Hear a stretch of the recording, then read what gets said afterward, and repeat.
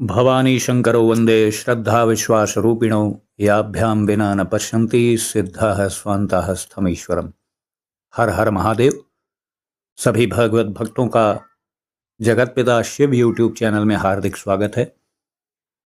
मैं ऐसी आशा करता हूं कि भगवान महादेव की कृपा से आप सभी सकुशल होंगे, स्वस्थ होंगे। वीडियो का थंबनेल देखकर आप सहज ही अंदाजा लगा चुके होंगे कि आज का विषय क्या है। शिव पूजन में प्रमुख रूप से जो सावधानियां रखी जाती हैं उसी के विषय में आज हम चर्चा करेंगे। सामान्य पूजन का नियम तो मैं समझता हूँ सभी जानते ही होंगे, लेकिन कुछ ऐसी सावधानियां हैं बहुत लोगों को नहीं पता है, उसी पे आज हम चर्चा करेंगे। समय नष्ट ना करते हुए सीधा हम विषय पर आते हैं। पहली जो सावधानी है वो शिवलिंग के चुनाव की है। अधिकांश लोग मंदिर में पूजा करते हैं जा करके, लेकिन बहुत से ऐसे लोग भी हैं दुनिया में जिन्होंने अपने घर में शिवलिंग रखा हुआ है। जिनको पता है वो तो ठीक है, लेकिन जो नहीं जान रहे हैं वो अवश्य ये चीज़ जान लें कि शास्त्रोक्त प्रमाण क्या है, शिवलिंग कैसा होना चाहिए जो घर पे हम रखते हैं। सबसे पहले ये जान लीजिए कि शिवलिंग हमेशा एक रखना चाहिए, है ना। उसे सम संख्या में नहीं रखा जाता, या तो एक रखी है, 3 रखी है, 5 रखी है, 7 रखी है।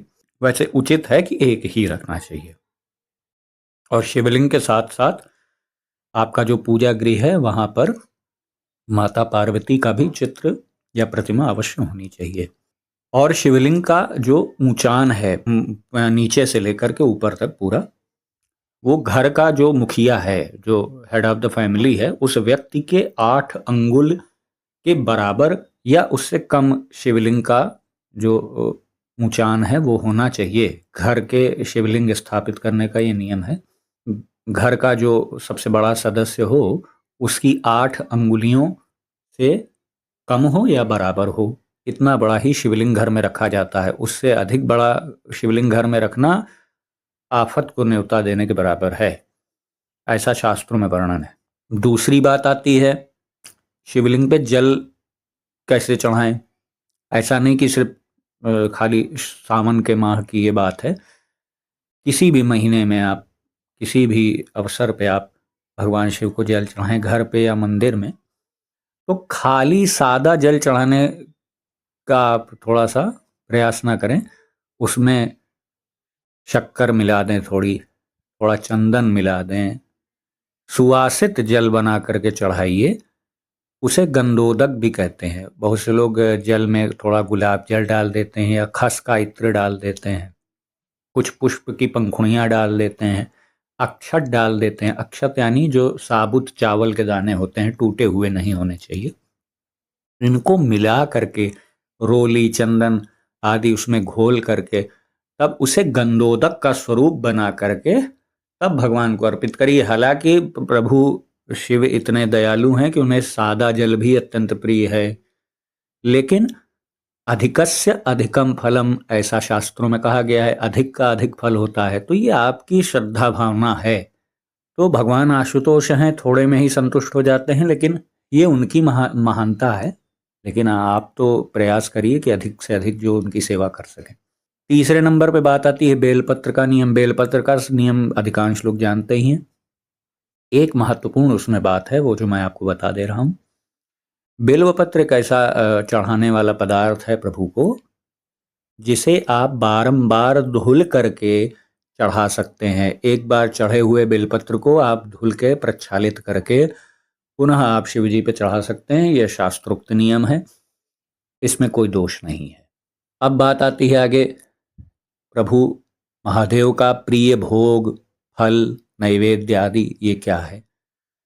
तो देखिए, ये जान लीजिए भगवान शिव को स्निग्ध चीज़ें, रसीली चीज़ें ये अधिक प्रिय हैं, है ना। और विशेष रूप से पंचामृत में जो पदार्थ पड़ते हैं, कौन कौन से? दूध, दही, घृत, शहद, चीनी या शक्कर। तो दूध, दही, घी, शहद और चीनी, इन पदार्थों से निर्मित जो भी नैवेद्य या व्यंजन बनते हैं वो भगवान शिव को अत्यंत प्रिय हैं। आप देखे भी होंगे भगवान शिव को दूध से बनी, दही से बनी, खोए से या मिल्क प्रोडक्ट से बनी हुई चीज़ें अधिक चढ़ती हैं। हाँ, मालपुआ भगवान का एक अत्यंत प्रिय भोग है, वो भी आप भोग लगा सकते हैं। और सफ़ेद रंग की जितनी मिठाइयाँ हैं, बर्फ़ी है, पेड़े हैं सफ़ेद रंग के, वो अत्यंत प्रिय हैं प्रभु को। अब बात आती फल। फल सबसे सर्वप्रिय फल तो बेल है प्रभु का, और धतूरे का फल भी अत्यंत प्रिय है। हालांकि धतूरा कभी भी ध्यान रखिए ऐसे ही नहीं चढ़ा देना चाहिए साबुत, है ना, उसमें कांटे होते हैं, वो भगवान को गड़ेगा, ये ऐसी भावना रखनी चाहिए मन में। तो धतूरे का सदैव बीज चढ़ाना चाहिए। धतूरे को थोड़ा सा ऐसे मार के तोड़ लीजिए, फिर उसमें से जो बीज निकले उसे प्रभु के मस्तक पे चढ़ाया जाता है। शिवलिंग के एकदम ऊपरी हिस्से पर वो बीज चढ़ाए जाते हैं। उसके बाद हाथ अच्छे से धुल लेना चाहिए, क्योंकि धतूरा एक विषाक्त फल है। और जंगली फल जितने होते हैं, जैसे मकोए है, बेर है ना, ऐसी ऐसी चीज़ें जो सर्वसुलभ हैं, जो खासो आम के लिए उपलब्ध हैं, जो अमीर भी चढ़ा सकता है, जो गरीब भी चढ़ा सकता है, ऐसे फल, ऐसे मिष्ठान, ऐसे पदार्थ प्रभु को ज़्यादा प्रिय हैं। ऐसी कोई चीज़ नहीं कि वो बहुत महंगी हो या कोई धनवान व्यक्ति ही उसको चढ़ा सकता हो, ऐसा नहीं। ठीक है, तो ये बहुत साधारण चीज़ें हैं, प्रभु को यही सब चीज़ें ज़्यादा प्रिय हैं जो आसानी से उपलब्ध हो जाती हैं। हाँ, पवित्रता का जो व्यंजन आप बनाएं उसमें पवित्रता का ध्यान बहुत रखना चाहिए। अब आगे जो बात आती है, प्रभु को कौन सा पुष्प प्रिय है, कौन सा नहीं। देखिए, एक बार शिव महापुराण में वर्णन है कि केतकी के पुष्प ने ब्रह्मा जी के संबंध में एक झूठी गवाही भगवान शिव को दी थी। ये कथा आप सब लोग जानते होंगे, जब बहुत बड़ा अग्नि स्तंभ प्रकट हुआ था भगवान जनार्दन विष्णु और ब्रह्मा जी के मध्य में। तो विष्णु जी तो नीचे की ओर उस स्तंभ का पता लगाने गए थे और ब्रह्मा जी ऊपर की ओर गए थे। तो जहाँ उन्हें केतकी का पुष्प मिला था, तो वो आकर के भगवान शिव से केतकी का पुष्प बोला कि हाँ, ब्रह्मा जी ने आपके इस अग्नि स्तंभ का छोर प्राप्त कर लिया है। ऐसा झूठी गवाही देने की वजह से उसे भगवान शिव ने श्राप दिया कि केतकी का पुष्प अब मेरी पूजा में कभी प्रयोग नहीं होगा। हालांकि ये, अगर मैं गलत हूं तो आप लोग कमेंट में मुझे करेक्ट कर दीजिएगा कि केतकी का पुष्प ही शायद कुंद का या केवड़े का पुष्प कहा जाता है। अगर मैं गलत हूं तो आप सही कर दीजिएगा कमेंट में। बाकी गुड़हल का पुष्प, जो जिसे इंग्लिश में हिबिस्कस भी कहते हैं, ये भी पूर्णतः वर्जित है। हालांकि गुड़हल अति प्रिय है माता पार्वती को, और किसी भी देवी शक्ति को गुड़हल का पुष्प अत्यंत प्रिय है ना। नीला गुड़हल माता काली को चढ़ता है, लाल गुड़हल माँ जगदम्बा को, पार्वती जी को, लक्ष्मी जी को, दुर्गा जी को, सरस्वती जी को चढ़ता है। लेकिन भगवान शिव के पूजन में पूर्णतः गुड़हल का पुष्प, चाहे वो पिंक कलर का हो, चाहे ब्लू कलर का हो, चाहे रेड वाला हो, वो कोई भी गुड़हल का पुष्प कभी भी नहीं चढ़ता है। अब आगे बात आती है तुलसी पत्र की। तो भगवान शिव को तुलसी की मंजरी तो जरूर चढ़ाई जाती है। मंजरी आप समझ रहे हैं ना, जो तुलसी के ऊपर पुष्प की जैसा लंबा सा एक निकलता है, उसको मंजरी कहते हैं। तुलसी हेम रूपम च रत्न रूपम च मंजरीम भव मोक्ष प्रदाम तुभ्यम अर्पयामि हर प्रियम, है ना। तो वो मंजरी तो अवश्य आप चढ़ा सकते हैं भगवान शिव के शिवलिंग पे, लेकिन ध्यान रखिए कभी भी तुलसी का पत्र यानी तुलसी दल और तुलसी पत्ती ये कभी भी शिवलिंग के ऊपर नहीं चढ़ाए जाते हैं।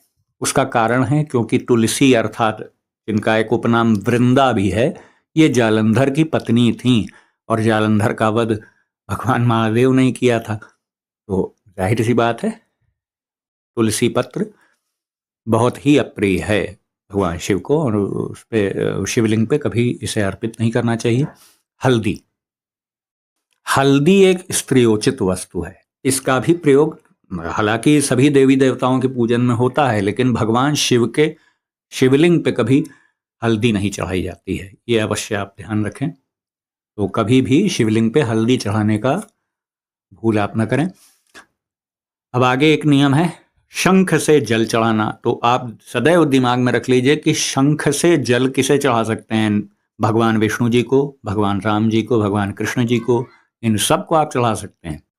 परंतु भगवान शिव को शंख से जल नहीं अर्पित किया जाता है। शंख से जलाभिषेक भगवान महादेव का नहीं होता है, क्योंकि शंखचूड़ नाम का जो एक दैत्य था, राक्षस था, जिसका वध भगवान महादेव ने अपने त्रिशूल से किया था, जिससे उसका शरीर भस्मीभूत हो गया। फिर उसी भस्म से ही शंख की उत्पत्ति हुई। शंखचूड़ की मृत्यु से जो एक भस्म पैदा हुई, उसी भस्म से ही शंख का निर्माण हुआ, उत्पत्ति हुई। इसीलिए शंख का प्रयोग भगवान शिव की पूजन में नहीं होता है। भगवान शिव के पूजन में या उनकी आरती में शंख बजाना भी नहीं चाहिए। हालांकि ये जिससे भी कह दीजिए तो उल्टा ही बुरा मान जाएगा, वो आपको ही ज्ञान देने लगेगा। इसलिए भैया शास्त्रों ने कह दिया है कि ये प्रयोग नहीं होना चाहिए शिव जी की पूजा में। अब आप अपनी इच्छा से करते हैं तो करते रहिए भैया, शास्त्र तो नहीं कह रहा है ना। अब शास्त्र की हर बातें मानते हैं व्यक्ति, शास्त्र में ही उल्लेख भगवान शिव का है उनको मानते हैं, लेकिन उसी शास्त्रों के बताए नियम को नहीं मानते हैं, अवहेलना करते हैं लोग। तो ये अब आपके विवेक पे निर्भर है। जो उचित था वो मैंने इस विषय में बताया आपको। अब बात आती है सिंदूर की। तो सिंदूर भी भगवान शिव के शिवलिंग विग्रह पे कभी भी सिंदूर नहीं चढ़ता है। हालांकि आप देख लें, रुद्रावतार श्री हनुमान जी को पूरे शरीर में ही सिंदूर लगाया जाता है, लेकिन भगवान शिव की प्रतिमा या शिवलिंग पे कभी भी सिंदूर अर्पित नहीं करना चाहिए। इस चीज़ का अवश्य ध्यान रखें। 10वां मुख्य बिंदु है भगवान शिव की पूजन में। आप जब भी भगवान शिव के मंदिर जाएं तो ये सदैव ध्यान रखिए, शिवलिंग के आसपास शोर नहीं करना चाहिए। ये बहुत अप्रिय है भगवान शिव को। शोर, अनावश्यक चिल्लाना, शोर करना, आवाज़ दे के पुकारना किसी को, ये बहुत गलत चीज़ है। हालांकि ऐसा किसी भी देवी देवता के मंदिर में नहीं करना चाहिए, ये अशिष्टता मानी जाती है। अभी आप अपने किसी पूज्य व्यक्ति के पास या गुरुजन के पास आप जाएं और ज़ोर ज़ोर से चिल्लाएं, चीखें, उन्हें डिस्टर्ब करें, तो ये अच्छा तो है नहीं। तो वैसा ही भाव भगवान शिव के प्रति भी रखना चाहिए। हाँ, आपको बहुत चिल्लाने का, आप कंट्रोल नहीं कर पा रहे हैं अपनी वाणी को, तो भगवान राम के नाम का कीर्तन करिए। आप उच्च स्वर में भगवान शिव के नाम का गुणगान कीजिए। कोई अच्छे वैदिक मंत्र मत बोलिए, क्योंकि वो आप बोल भी नहीं सकते हर आदमी, और वो उचित भी नहीं है। हाँ, आप स्तोत्र बोल सकते हैं, चालीसा पढ़ सकते हैं, ये सब करिए, लेकिन अनावश्यक शोर नहीं करना चाहिए। तो ये थी जानकारी शिव पूजन में रखी जाने वाली विशेष सावधानियों के ऊपर। आशा करता हूँ आपको दी गई जानकारी अच्छी लगी होगी। यदि वीडियो आपको पसंद आया हो तो वीडियो को ज़रूर लाइक करिए, शेयर करिए, चैनल को सब्सक्राइब कीजिए। और यदि वीडियो से संबंधित कोई प्रश्न हो जो आपको पूछना हो तो आप कमेंट करके उसे अवश्य पूछ सकते हैं। मैं समय लेके अवश्य उसका उत्तर दूंगा। तो मिलते हैं नई जानकारी के साथ अगले वीडियो में। तब तक के लिए सभी भगवत भक्तों को हर हर महादेव, हर हर महादेव।